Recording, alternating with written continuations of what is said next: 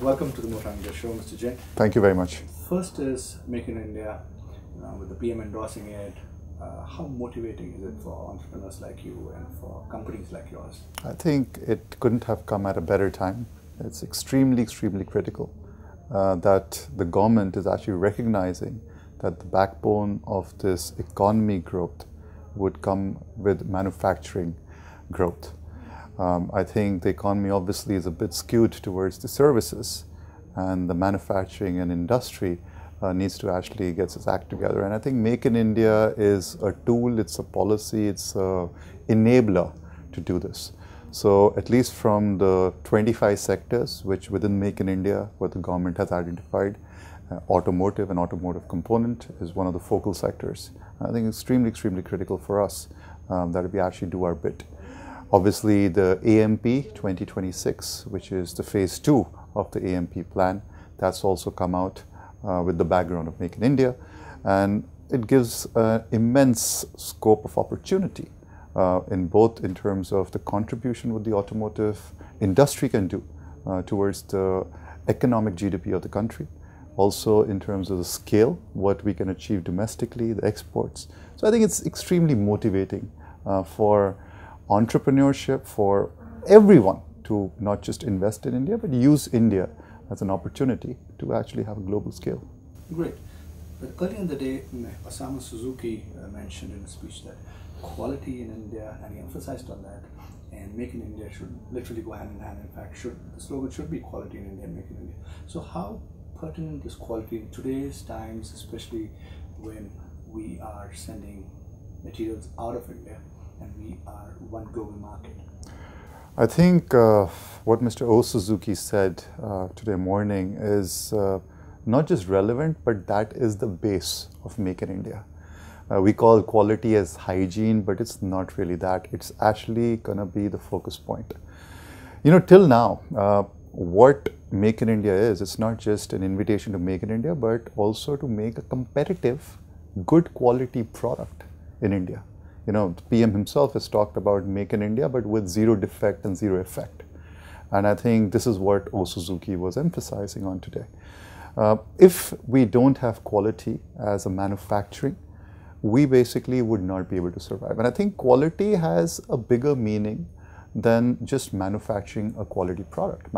Quality means quality in its processes, quality in its people, quality in the technology, quality in the complete integrated process of even design and development.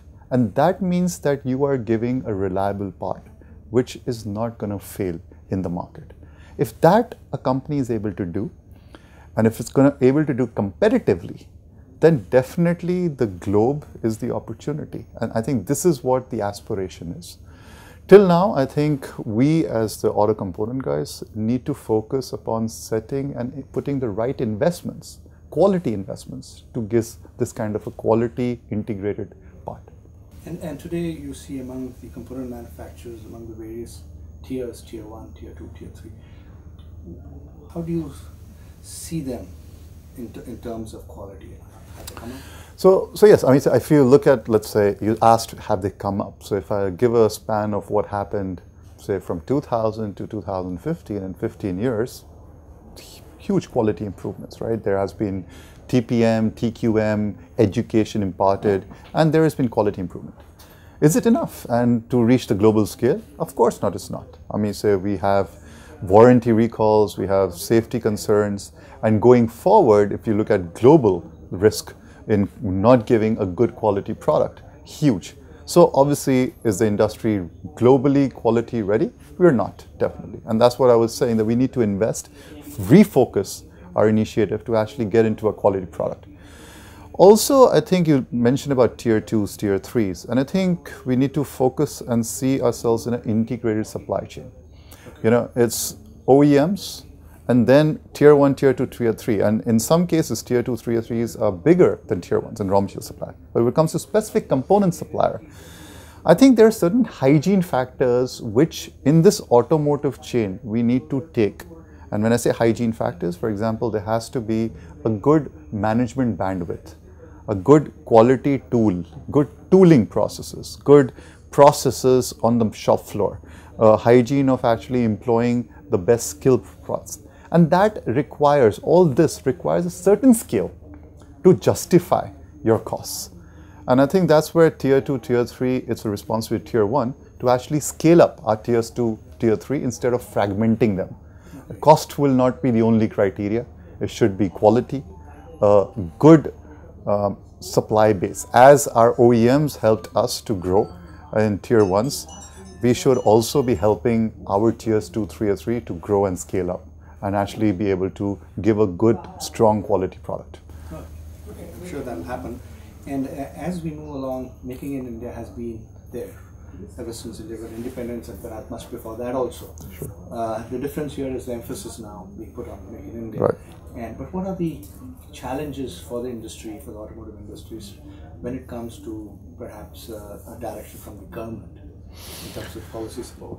See, I think when it comes to Make in India, right, definitely first and foremost, if I look at from a global perspective, India ranks low in ease of doing business, and government has recognized that.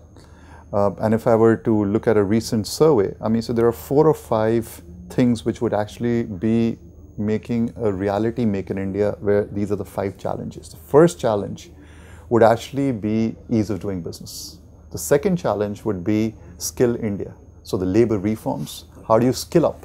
We are having a young demography, a right demography, a good workable population.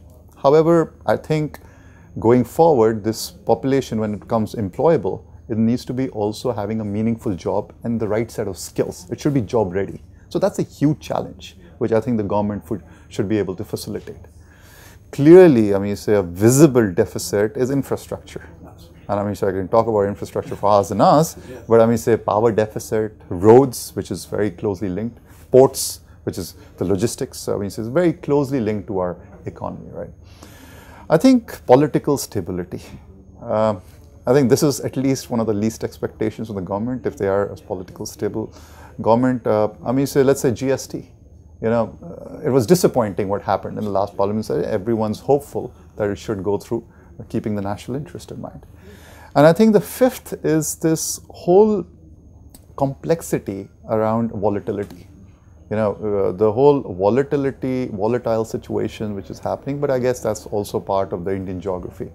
And we hope that the government is intervening at the right time, you know, to get this. I mean, so yuan getting depreciated, there are currency risks. I mean, so if the government timely intervenes, interest rates, I mean, say we have expensive, I mean, say cost of capital in the world.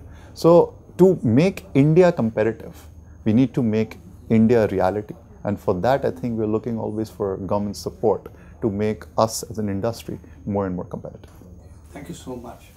Thank you very much. Thank you. There's now one more reason to drool. The Honda CBR 650F.